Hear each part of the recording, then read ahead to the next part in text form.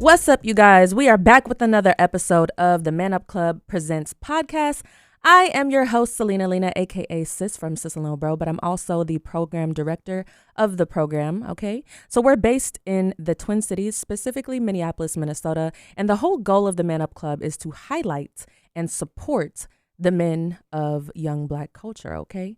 So our three goals is to get young men to graduate from high school, to get young men to go on to a trade or college after high school, and then also to keep them out of the prison pipeline. Now, I have a very special guest for you today, and his name is Jay Patnode. Say, what's up, Jay? What's going on, guys? Yes. How are you doing today? How you feeling? Fantastic. It's beautiful. Anytime in Minneapolis that we can have good weather, I'm always grateful. Oh my gosh, we was just talking about this because literally like the past 2 days have been the only days where we've had some sunshine and there has been no snow on the ground. So yeah, I'm definitely enjoying my time.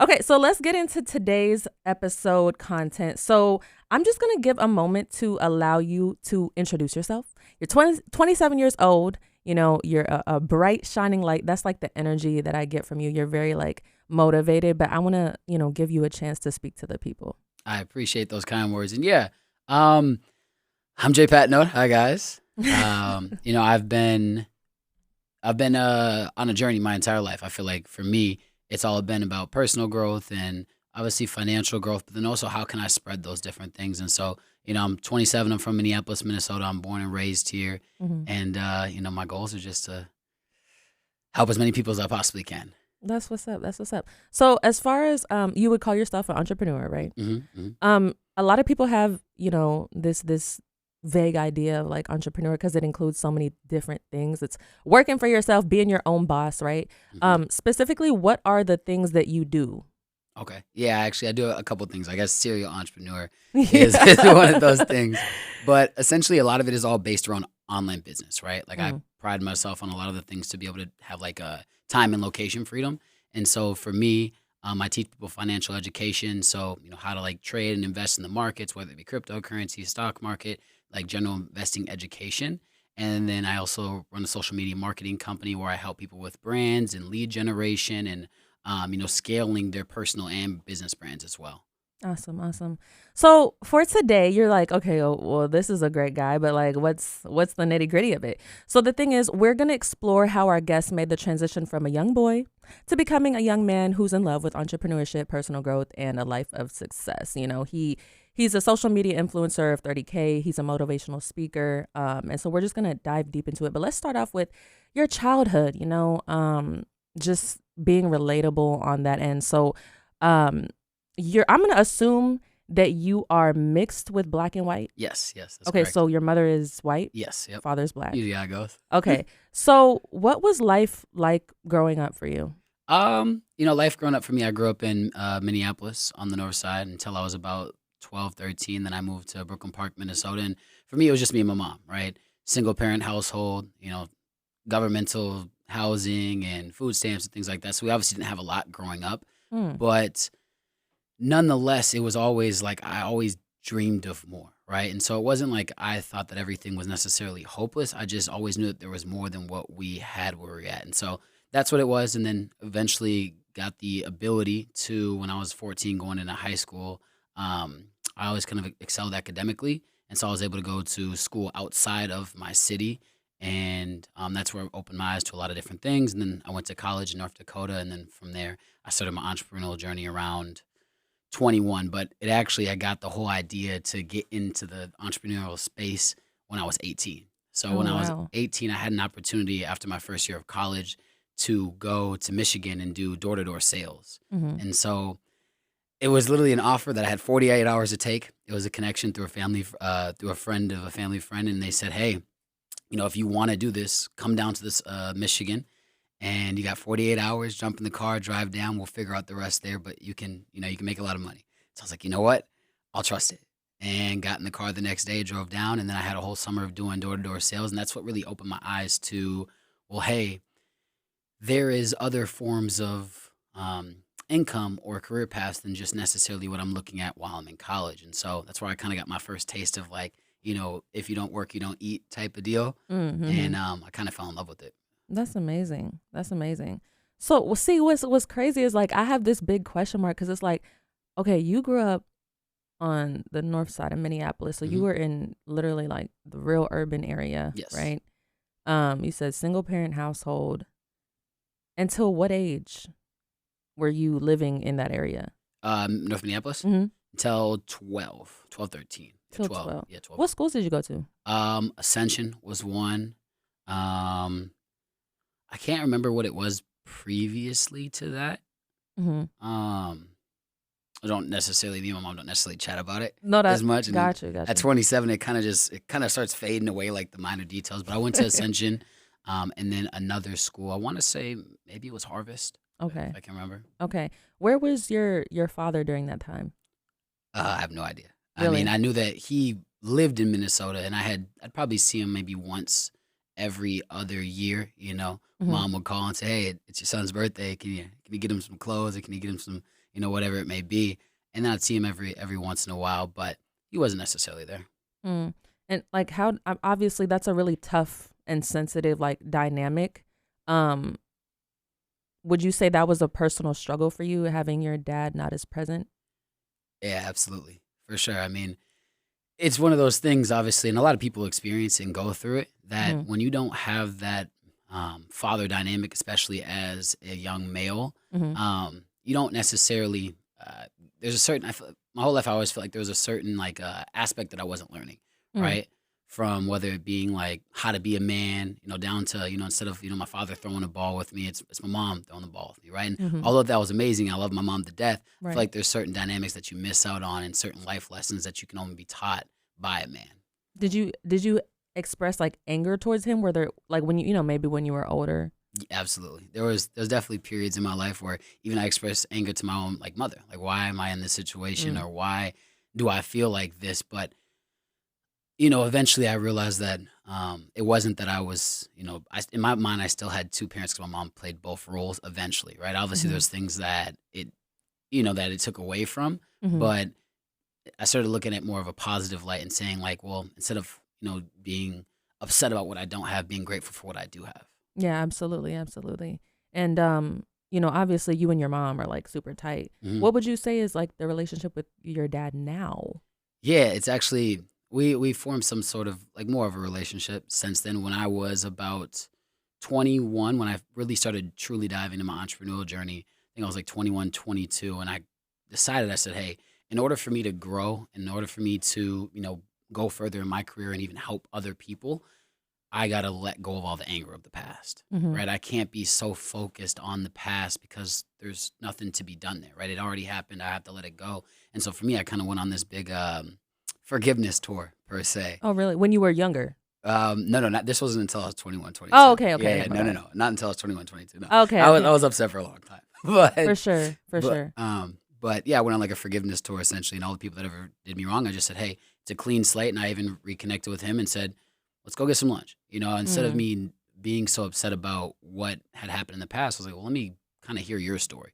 What was it from your eyes? Because there's always two sides of every single story on why Right. things are happening, and I wanted to just know like what was it, and if it was a valid reason, then okay, I get it. And still, it doesn't make it right, but I was like, I'd rather not be upset about it, and maybe we can move past and form a dynamic maybe later on. Hmm.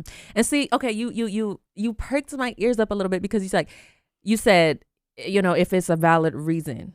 Hmm. And so the question is, and this is not to point fingers, but this Yeah. is actually to get people thinking because there are a lot of people who can relate to your situation of unfortunately not having their fathers, Hmm. all consistent throughout their childhood. But do you truly believe that there are reasons that are valid as to why a parent cannot consistently show up for their child? Okay, that's a good question. Now let me rephrase it. I didn't mean necessarily a valid reason on why leaving the kid, but a valid reason on maybe why the situation didn't work in the way that it didn't. And there's no, I believe, valid reason because I think you should always be there for you, like your children. Right. If you decide to, have kids, or if you're, old enough and responsible enough to do the act, then you should be able to take the consequences that come with it. But, was there something that maybe my mom did, right? Or was Mm. there a circumstance where you were not in the mental space to even be around a child? Whether it's drugs, alcohol, things like that. Like if you're not suitable to, Right. be around that, is it going to do more harm you being there than good? And so Mm. that's kind of what I wanted to, see for myself and realize and then see where we could maybe pivot from, or at least if I can just understand it, maybe I wouldn't be as upset, because the older you get, the more you start realizing everything in life is situational, Mm. and every decision that you make, has a big impact on how your future plays out, and all the events to occur. And so I just wanted to know that. But no, I don't think that there's ever like an actual valid reason, just more of an understanding side from my aspect. Got you. And what's kind of sticking out with this conversation so far to me is that, um, I mean, and you can agree to disagree, or you can agree, but true success is being able to be fruitful, not only financially, mindset wise, but also in your personal relationships, right? Because we're talking about wholesome success. So what I like is that you eventually came to a place of forgiveness, and you came from a place of wanting to reconcile something that has hurt you for so long. And see, you came to that point as a young man, right? Or were you a teenager when you started to think about trying to reconcile with your dad? No, I was like 21, 22. Okay. Yeah. So see, as a young man, you had that maturity to be like, you know what, let me try to, like you said, you came to your dad and was like, okay, let's have lunch. And maybe not everybody has that same courage to do that, or their circumstances are completely different, Hmm. right? For sure. But I would encourage everybody who does experience that parental hurt, um to see if you can make some steps towards reconciliation, of course, but it's easier said than done, right? Absolutely. But when you did that, did you feel a shift between you two, or even within yourself, did you feel a shift? Yeah, more so. I mean, us too as well. But if I'm being honest, I guess it was in a way more of a selfish thing. It was It for was my, for it was you. for myself. I mean, yes, I Mm. wanted to. In my mind, it wasn't that I necessarily wanted to maybe give him comfort in any type of form or fashion. It was just I wanted to not have to feel so upset and angry about all the events of the past. And um, if out of it, it became a relationship, or if he was happy by default or whatever it was, I was willing to take that. Wow. Yeah, that's what I'm talking about. Like, sometimes you need to forgive people for yourself. You need that closure, you know. Um this is something also that I kind of wanted to pick at with you too, is I also wanted to get into the experience of being a biracial kid, cuz I can relate. I'm Hmm. half Filipina and half African American. So we're going to hop into another new segment, okay? This is called I Like When a Young Man. Also, I like when a young woman, because we give you an opportunity to say what you like. So, I like when a young man says what he means and means what he says. I like a man who is a man of his word. I love that, because that means that you are serious about what you say. It's not me expecting that you're perfect, but it's knowing that as a woman, I can trust you, and whatever you say, you mean, and what you mean, you say. So you can think of yours, Hmm. and you can let the people know I like when a woman, whatever. Hmm. I was on the spot too, though. That's I a was guy. That's a I good was one. on Though. the spot I was too. like, I okay, know. whoa. All right, now I like it. I mean, I would say I like when a woman knows who she is.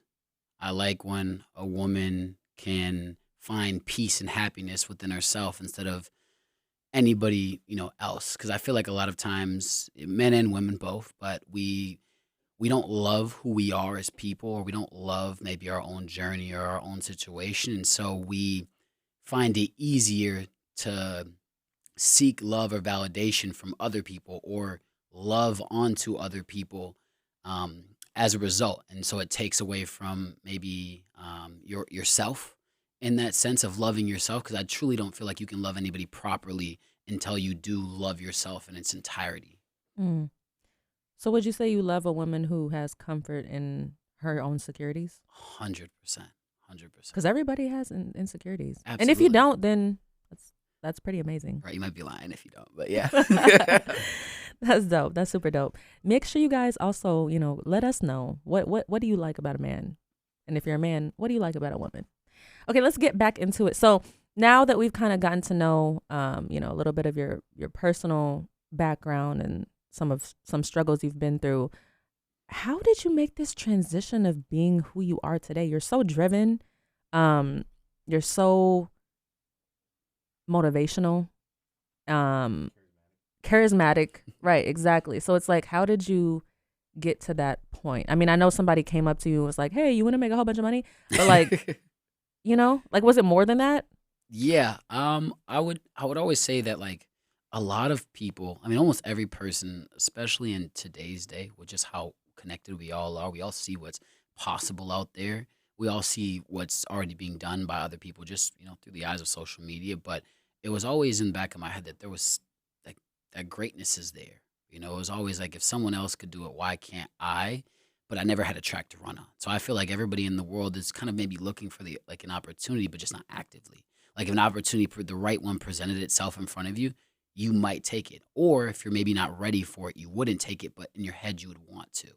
And that's kind of, what initially compelled me to go on this whole entire journey is I felt like I was looking for something. And when that and I was actively searching, like I wanted to get into something. But when the opportunity fell into my lap and somebody was like, hey, you want to make a bunch of money? And I was like, well, what does entail? I'm open to it. I'm always open to listening.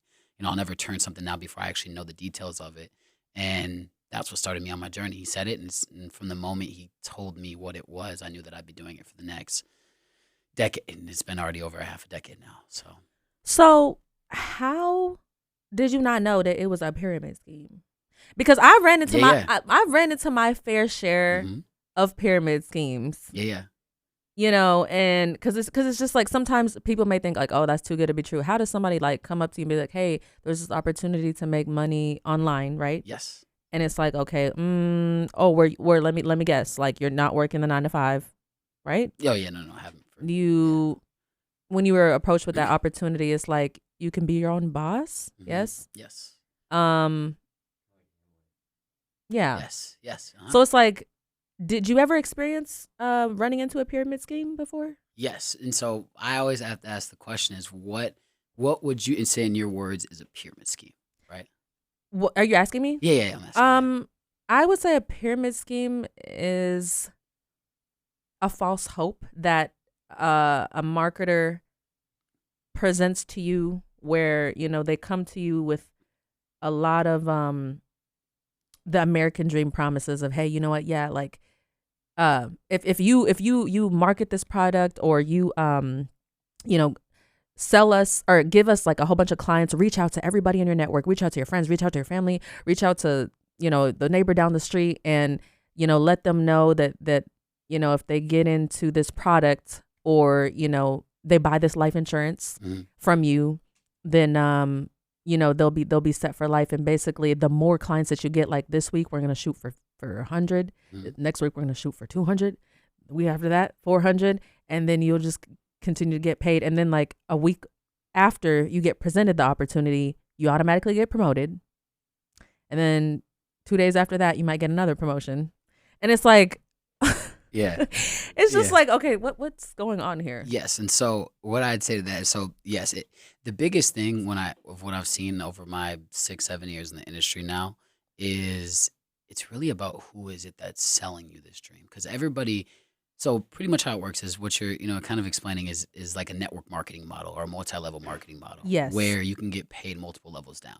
And even with any sales job, you can do the same, right? If I bring you in and I'm on a sales team of whether I'm selling, siding and roofing, or I'm selling, food to a catering business, or I'm just your sales guy. If you bring salespeople underneath you, you obviously want like a cut, right? If you were to say, hey, say me and you were talking about a business idea, right? And you're like, hey, Jay, I want to sell maybe some of the stuff that you do for social media. Okay, cool. You sell it, I give you a piece of the commission, right? Well, what if you bring somebody else that also wants to make a sale? You're like, well, I introduced you to her. I would like a cut as well, right? And that's kind of usually how it goes, a middleman. But then what if that third person comes in and says, well, hey, I want to make a sale, but you're like, well, what about her? I want to get a commission for her. And so that's how the model is. It's unlimited levels deep essentially is the multi-level marketing model. And the thing is, what gives it a bad rep is the people that are selling it, right? Okay. People come in and they sell you a dream of like, hey, you're going to go and make X, Y, and Z. And that's not the truth. And I guess it depends from person to person. I know however, in my business, as you can probably see, you've probably seen a bunch of people come in and out, right? They come in, they're doing something for a week, a month, a year, and then you never see them ever post about it again. Mm-hmm. I've been doing it since the moment I started it because we run it correctly, right? I'm not promising anybody anything. I'm just telling them, hey, there is a legit shop, but what we sell is different. Okay. It's financial education. So I don't ever tell somebody I guess the biggest difference is you don't have to recruit to make money with our product.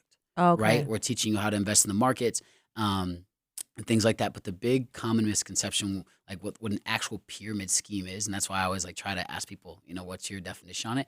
It's giving somebody money with expectation of getting money back. So there's no product or service involved. That's why if you think about companies, like you said, Amway, right? Amway is the same type of model, but they're selling household items, laundry, dish detergent, all that stuff, things like that, versus where we do have a multi-level marketing model, but it's with financial education. So somebody could come in and just study.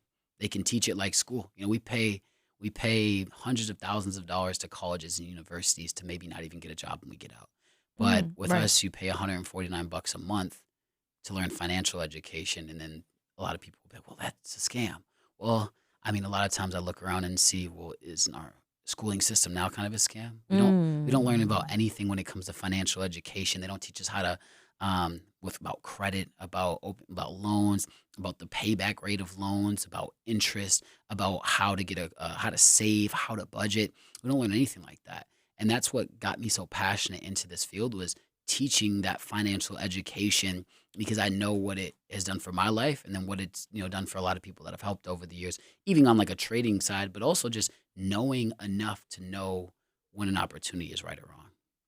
Yeah, Life it's kind of skills. wrong, but yeah, or long, but yeah. No, that's amazing. It's life skills. And you made a point there when you said that our public educational system is I'm gonna just leave it right Yeah. there. I want you to give some financial tidbits to the listeners. Yeah. Yes, I do. Okay. So we're talking, basic financial habits, structures, and ways to organize your money. hmm What are the essential things that you think everybody should do? Okay. First off, I want to say I'm not a financial advisor. This is my disclaimer. Obviously, these are just things that I personally do. Yes. So, so basically talk about like budgeting and things that I do with my money. Yeah. So the biggest thing is like breaking down my money into categories.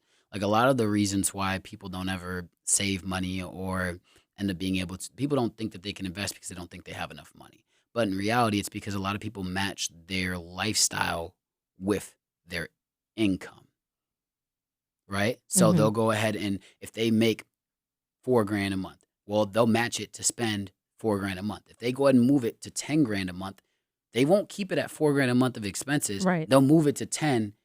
And so you're basically living check to check, even as someone that makes six figures. I've seen it happen all the time, so many times, that people that make more money in America, I believe the percentages are, I can't remember what the percentages are, but it's a very high number of people are still living check to check, even that make over six figures, because Wow. they match their lifestyle to their income. And so that's the first thing. If you ever want to get ahead, obviously there's a solution. Go make more money, but also stop spending it. Stop spending on the useless things. And there's so many things that we think about that we do and that we spend, that we say we don't have time to invest money into savings or into different assets or stocks, but we're okay with going to the bar on the weekend and spending $200. We're okay with going to the club and popping that bottle with the friends. We're okay with taking that trip. We're okay with going to that dinner. Or we're okay with buying that new outfit, but you don't have money to invest. And so that's the first one, is don't match your lifestyle, or don't match your Expenses. your expenses to your income.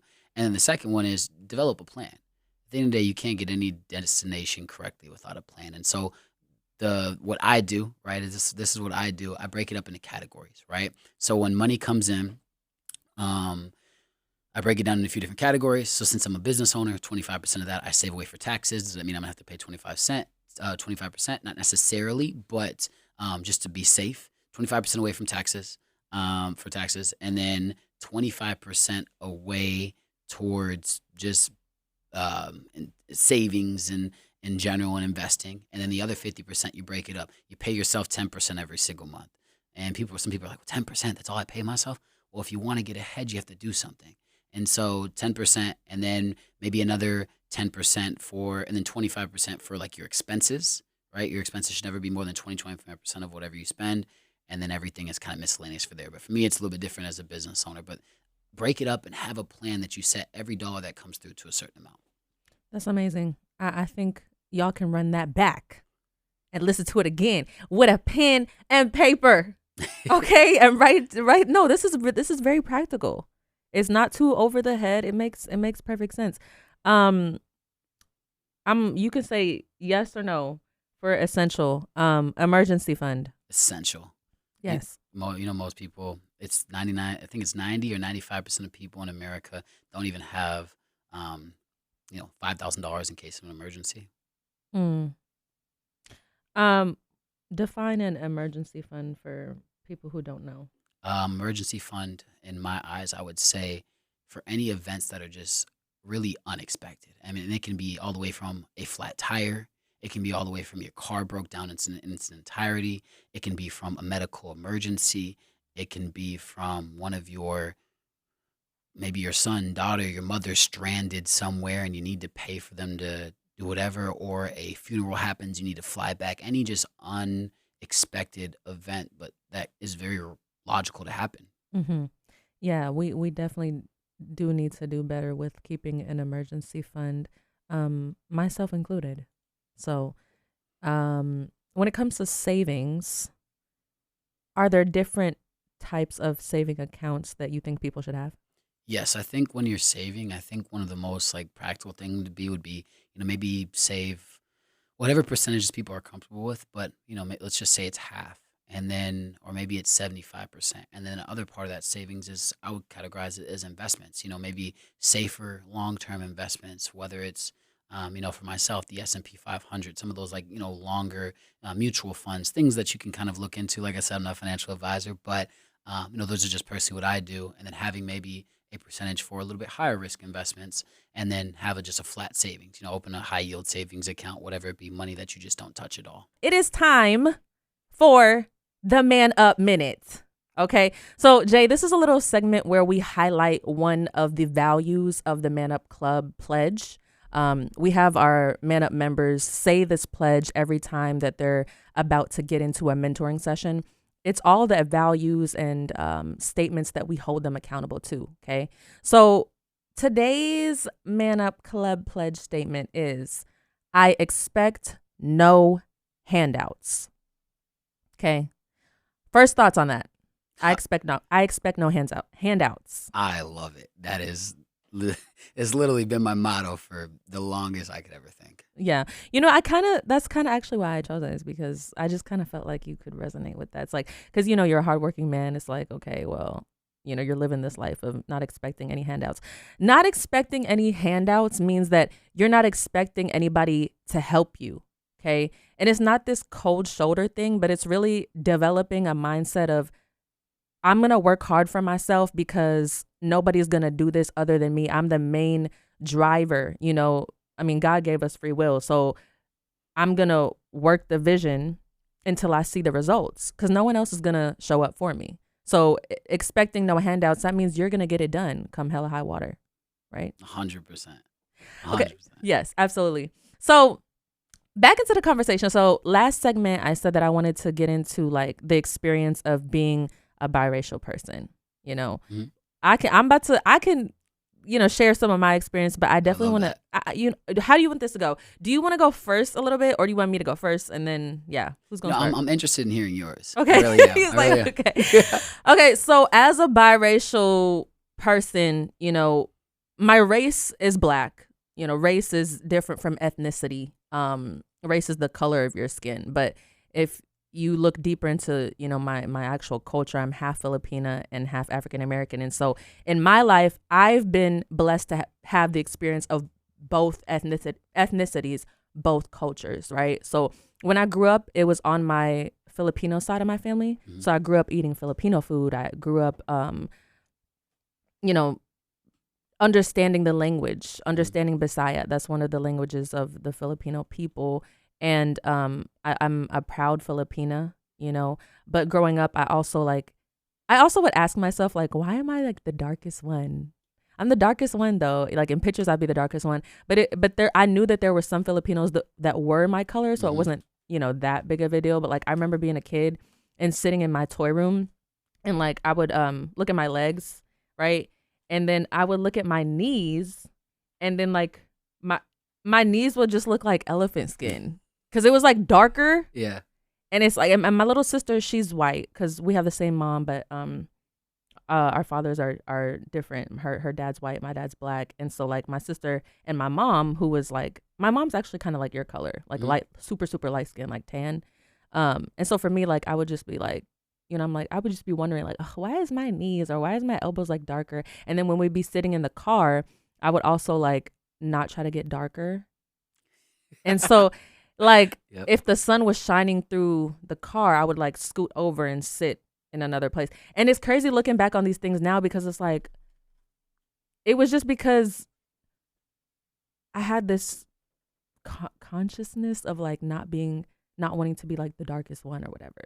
But growing up, it's like, oh no, I love, like, that's just, Yeah, I love, literally. yeah. So I Yeah. grew out of that. Thank God I like grew out of that because I appreciate the beauty of being a black woman. And like growing up on my dad's side, I embrace more of my African American culture, and it's like I'm a black woman, and I can say that. And there's two sides of me, for real, for real. So knowing that about me, like I'm just curious to know your story and your experience. Like I'm gonna just ask you some questions, and you can kind of take it from there. Like, have you ever felt like you weren't black enough?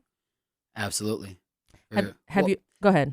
Go ahead. I don't want to say yes and no. I guess it's all depending on where you're at. But there would be points that I would be, but I guess it depends on what do you define as black enough, right? If we're talking about struggles, if we're talking about us as black people as what we go through, if you even talk about from the pain that is went through, absolutely, right? I was like, there's nothing, and I would stand on that, right? As a kid, I would if anybody ever tried to tell me different, I'm like, well, I mean, we've lived right next to each other, brother. Like you're literally my neighbor, so you see what goes on in my house, and so yeah, I guess it just but I have though, I definitely have. Have you ever felt like you weren't white enough? Absolutely, sure. Because you're both, and that's what I'm saying. It's crazy to ask you that because like physically looking at you, it's like that's a black man. Absolutely, yes. So yeah, what have your struggles been like growing up and thinking about times where maybe you would notice those differences? For sure. I mean, a lot of it on both ends was like more so. I mean, really in like a cultural thing, right? So like I grew up, in Minneapolis and then in Brooklyn Park, and all of my neighbors and everybody around me and all of majority of my friends were black, but my mother was white, and she herself was actually from the country. And so like when I would spend time with her side of the family, I'm the only, I'm the only black kid, right? And we're in the country, and I'm born and raised in the city, and so obviously the dynamic's a little bit different. And in the inverse, it's like, hey, when I first went to like when I'd be around, they're like, well, you were raised by, a mom who's white, so you don't necessarily get it. And I'm like, well, I guess it depends on how you look at it, because it really always just depends on how you look at it. And so it was always an interesting thing because we used to always, me and a couple of my buddies would always joke about, being too black for the white kids and too white for the black. Right. It was always like a phrase Right. we'd say, and we just kind of be in the middle. But eventually I kind of grew to love it, right? Because when you do stick out, there's a lot of opportunity in that.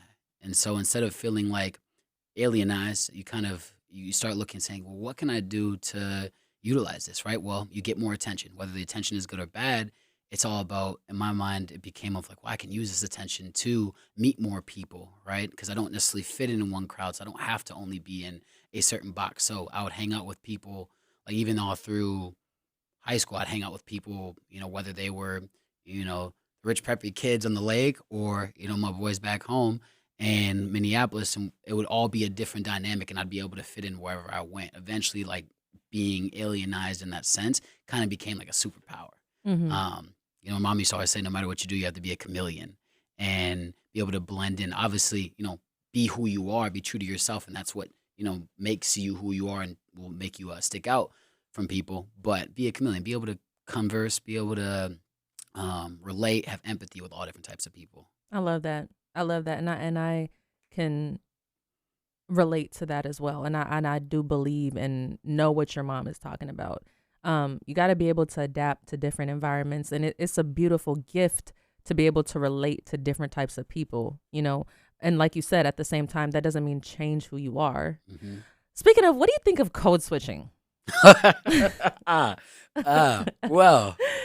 if you ask my friends, I might do it here and there, right? Oh, for real? No, let's put it this way. I used to, right? Okay. I used to all the way probably until, because I used to think of it in a sense of not code switching in the sense of like I completely become a different person, because I've always been me, but there's certain things I know that I'll leave out, right? So it's not like I'm a completely different person, because no matter I go, especially in today's day, because I've done so much like personal development and like, you know, a journey to find who I am, that I'm completely comfortable in my own skin, that where no matter what I talk the exact same, outside of, you know, obviously like really close friends and things like that. But it was never necessarily that it was code switching, but it was knowing what things I can and cannot say. Well, see, okay, and what things would you be talking about leaving out?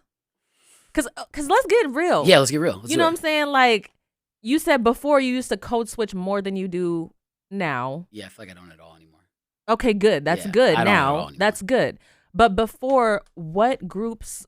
Okay, let's just say, for example, you with your friends or whoever you were code switching. What was the group of people that you were in that you would code switch for, and what was in the code switching? Yeah, I guess more so the better question to me to ask is, what would you define as code switching? Thank you. Right, because that's more so I could be complete. No, that's right. Yeah. Yes. What would you define as code switching? Oh, you're asking me. Oh yeah, or could I say it? Yeah, yes. Go ahead. Okay. So yeah, for me, I would say changing. You know, I mean, really changing the way you talk and act in front of a certain demographic to maybe fit or appease into that circle. Right. Is more so how I'd view it. Would you agree? Or do you have yes, I agree with that, and I've code switched too. Mm-hmm. Yeah, go ahead. Yeah, no, it's I mean, for me, it would probably be a little bit of both, but more so at the time through whether it was like high school, would be the white demographic, right? So when I'd be there, it'd be, you know, it's not necessarily as free as I usually was until I found like a certain group of friends that I just didn't care, right? The comfortability, but I always feel like to an extent, I'm never gonna completely show my hand to strangers. I'm always gonna be myself, but you know, to just let and where my like to be completely myself in like a comfortable sense, I don't necessarily think I would just like, you know, kind of speak as free as I do, but it was definitely more so around the white demographic. And then, I mean, I guess it'd be the same thing with even some like, you know, my African American friends. There'd be certain things maybe I wouldn't bring up as far as like if I liked maybe a certain like music, right? What, for example, like what? What's a good way to put it? So you were around the homies, and y'all talking about music, and who wouldn't you bring up? I'm not bringing up Justin Bieber in high school, you know. And I used to be a big JB fan. I was a secret JB fan, you know. I wasn't coming home like, yo, let's play that new JB. Oh, I feel that. Wow. Yeah, it's definitely something that we all go through, you know. But it's a good thing that you've found, like you said, your uniqueness, and just having the freedom to be like, yeah, I'm different. And there was a very key question that you brought up earlier, which is, okay, well, what does it mean to be Black? You know what I'm saying? Because that doesn't mean that you have to, you know, you got to talk like is, you know. And if you do, that's okay. That's perfectly fine too. That's beautiful too. You could still talk like that and be professional, you know. But you can also sound like how you sound and be a proud Black man. 100%. And that's just what it is. We've learned a lot from you today.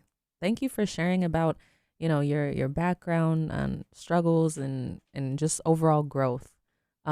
Speaking of overall growth, I want to also pick your brain on mindset, you know.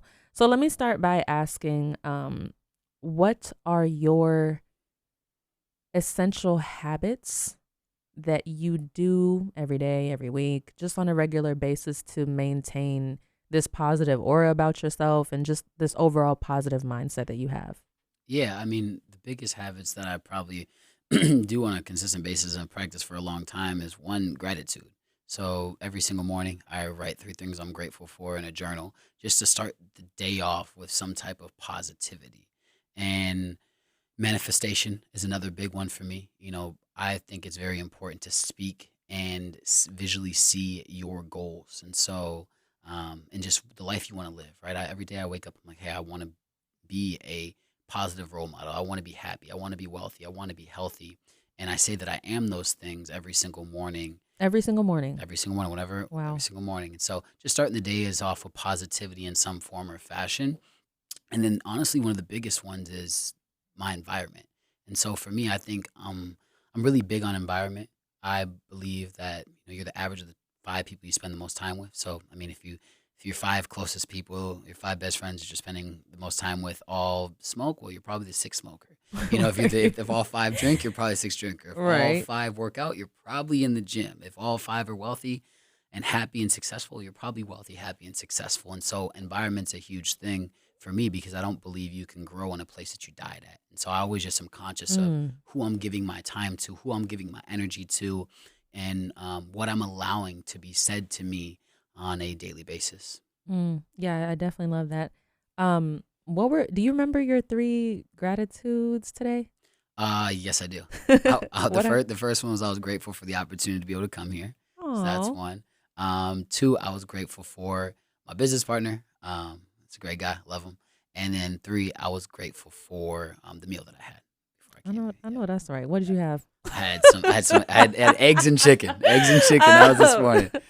Food is very essential, y'all. It's Speaking of food, what we put in our bodies has a big role. It plays a big role Oh, for sure. into our energy, because you are what you eat. I do believe that because Oh, I'm for not sure. I'm not gonna lie to y'all. Like the past few days, like okay, last night I had Taco Bell, hmm and then like a couple nights before, I'm over here confessing, but like, and then a couple nights before that, I had Wendy's, and then I had like pizza. So honestly, I've been eating like this fast food lately, and what's crazy though? I am experiencing negative feelings from that. Like I actually do feel the difference from when I eat a lot of fast food in a week versus when I'm eating fruits and vegetables. hmm I really do notice that. 100%. What is your diet like? Yeah, my diet right now is ever since the beginning of the year, it's been low carbs and like pretty much no or low sugars because I'm a big candy head. I'm a big foodie in general. I Me love too. food. I can eat. Trust me. It usually be like the slim people too. Like, cause me, I can eat everything. Yeah, I love food, but right now it's like I'm doing very low carbs right now, just because I mean, from what I was doing research on, they said if you do low carb or no carb, it helps you kick the sugar cravings, and that's my biggest thing. So I can eat healthy all throughout the day, but at night I'm gonna have a pack of Skittles, right? I'm a whole bag. It's going down, right?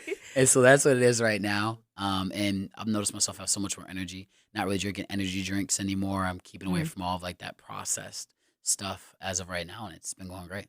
Yeah, it's crazy because I've never ate in Europe. The only other country I've been to is Africa, and I did stop in Europe just for a layover. But anyways, there was some girl from overseas, and she was just like, she was a YouTuber I was watching, and she was like, I came over to America, and like I went to the grocery store, and I saw these chickens, right? These raw chickens, and she's like, what the heck are y'all pumping into these chickens? These chickens are huge. And she's like, that's not normal. Like, It's what are not. y'all eating over here in America? And then she was looking at the portions, and she was just like, yeah, like a small here is like a medium or large where I'm Yeah. from. And hmm so I just point that out to say that, I personally am a believer that the average like American diet is just not healthy No, for us. absolutely not. I agree. It's not healthy for us, y'all. It's I not. agree. Um, yeah. So you're obviously, food conscious. When it comes to taking care of your body though, fitness and things like that, Mhm. do you have a routine? Yeah, I do. Yep. Okay, what's your routine like? So pretty much every single day I do go to the gym. I try to go at least 5 days a week. The He gym. said, hold on, pause. He said, he said at least 5 days a week, y'all. There's 7 days a week. Yeah, at least 5. You know, this man is killing it. At least 5. But my biggest thing is always, like, always has been the struggle with food. Like, I've always, like, I love going to the gym. I love working out. I'll lift 4 or 5 days a week, play ball 1 or 2 times a week. And, like, I love that. It's always been for me more of, like, the food side and of being more conscious of that, which I've done a lot better, like, as of recently. But, yeah, that's pretty much what it is. I go to the gym, work out my specific muscle groups. I feel like for myself, to have, like, mental clarity and, like, physical energy, I have to hit the gym. If I don't, my whole day feels off. Really? Yeah, I feel off. Like, I went before we came here. I was like, I had to before we come chat. That's what's up. And see, at the time right now, y'all, okay, locally, Central Time in Minneapolis, well, we're in St. Paul right now, but 11:37. I know a lot of people's just waking up right now. Yeah.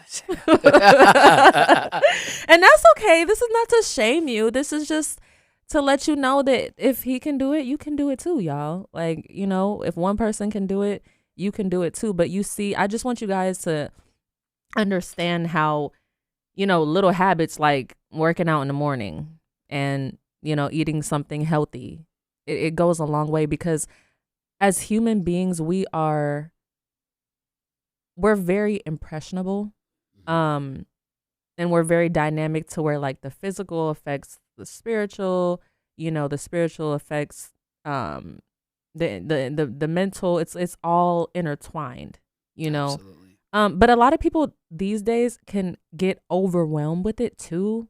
People can get overwhelmed with personal development. You know what I mean? Because I've been there, because I'm all about self-growth and all that stuff. But I do find myself, especially with social media, I do find myself getting overwhelmed with, like, self-improvement. Like, okay, I gotta get up at 5 o'clock in the morning, and then I need to only have, you know, fruits and vegetables, and then after that I need to make sure to do a meditation, and then after that I have to make sure to lotion everything, and then like it's like, I don't know, sometimes it can just get, especially as a female too, it can get so overwhelming. Have you ever experienced that?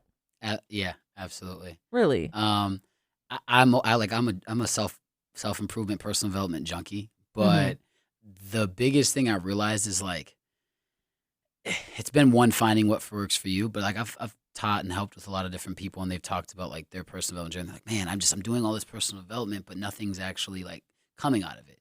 And I think one of the biggest things I've, like, learned is, like, you have to apply it, right? You can learn all you want, right? You can listen to the podcast, you can go to the seminars, you can read the books, but at the end of the day, to know and to not do is the same as not knowing it all. And so, like, hold on, run that back again. To know, wait, say that again. So to know and to not do is the same as to not know it all. And so a lot of times we get so many people that are like, hey, you know, knowledge is power, knowledge is power, knowledge is power. But like I said, to know and to not do is the same as not knowing it all. So applied knowledge is power. And so I think when you start doing more action steps, because the personal development side is amazing, but, like, more action steps of, like, you know, I know people that will go ahead and listen to 1,000 ways to go ahead and get fit in the gym, but never hit the gym. Right? Like, because it be like that. I'm studying, I'm learning what I got to do, what I got to eat. Right. Well, I don't see those foods in the fridge, right? And it's just like that with our brain. Like, you can teach someone, you know, like, I can talk about, hey, go, like, you can listen and read books about manifestation and positivity and growth, but, you know, if you're not applying those practices in real life, it never really comes to fruition. You don't really feel any change. And so I think a lot of times it just becomes more like, what can we do as far as action steps to, like, start seeing them? Because once you start seeing, like, results or improvement, then that's when you get even more excited. Like, I call it the like, raising the bar. Like, it's like, picture a triangle. At the top, it's belief. At the left, it is action, and at the other side is results. Right? Okay. I think Belief, action, results. Belief, action, results. And so you'll never do more than what you believe you can do, right? If you don't believe you can do it, you won't do it. But if you believe you can do it, then you'll go ahead and start taking action, right? And then the more action that you do, you'll have results. And the more results you have, the more belief that you'll have, right? It's a big triangle. The bar triangle is what I call it. That's what's up. That's what's up. Well, Jay, thank you so much for giving all this valuable information to the people. We would love to have you back again.